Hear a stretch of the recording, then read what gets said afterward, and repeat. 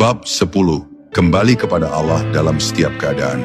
Pada akhirnya perjalanan makrifat membawa seorang hamba kepada satu kesadaran yang paling jujur, bahwa kemanapun ia melangkah, ia selalu kembali kepada Allah.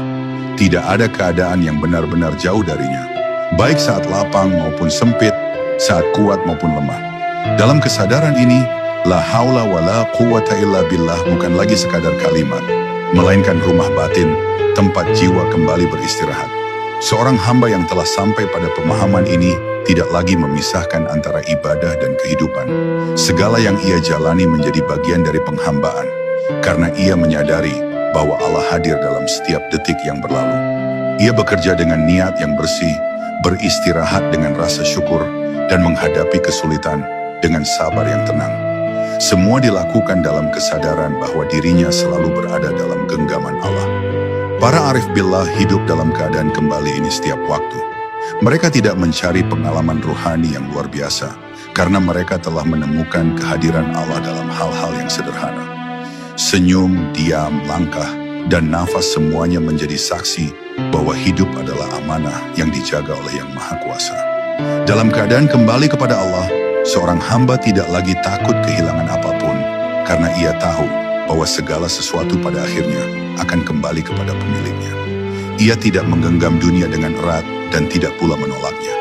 Ia menerimanya sebagai titipan yang dijalani dengan adab dan dilepaskan dengan lapang. Maka perjalanan makrifat ini berakhir pada awal yang baru, hidup sebagai hamba yang sadar. La haula wa la quwata illa billah menjadi penutup sekaligus pembuka, mengajarkan bahwa setiap langkah dimulai dengan Allah dan diakhiri dengan Allah.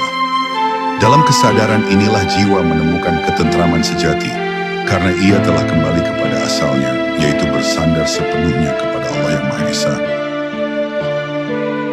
Pada akhirnya kita menyadari bahwa hidup tidak pernah meminta kita menjadi kuat, melainkan mengajarkan kita untuk berserah.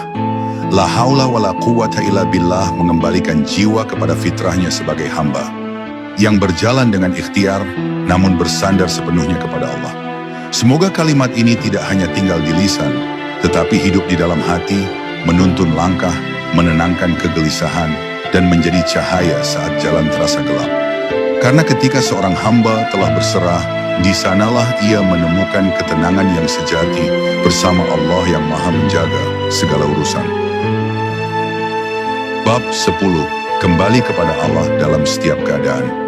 Pada akhirnya perjalanan makrifat membawa seorang hamba kepada satu kesadaran yang paling jujur, bahwa kemanapun ia melangkah, ia selalu kembali kepada Allah.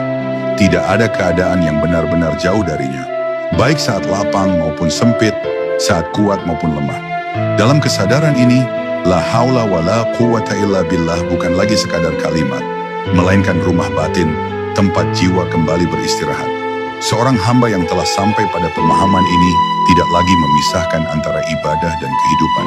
Segala yang ia jalani menjadi bagian dari penghambaan, karena ia menyadari bahwa Allah hadir dalam setiap detik yang berlalu.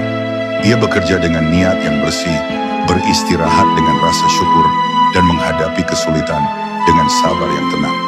Semua dilakukan dalam kesadaran bahwa dirinya selalu berada dalam genggaman Allah.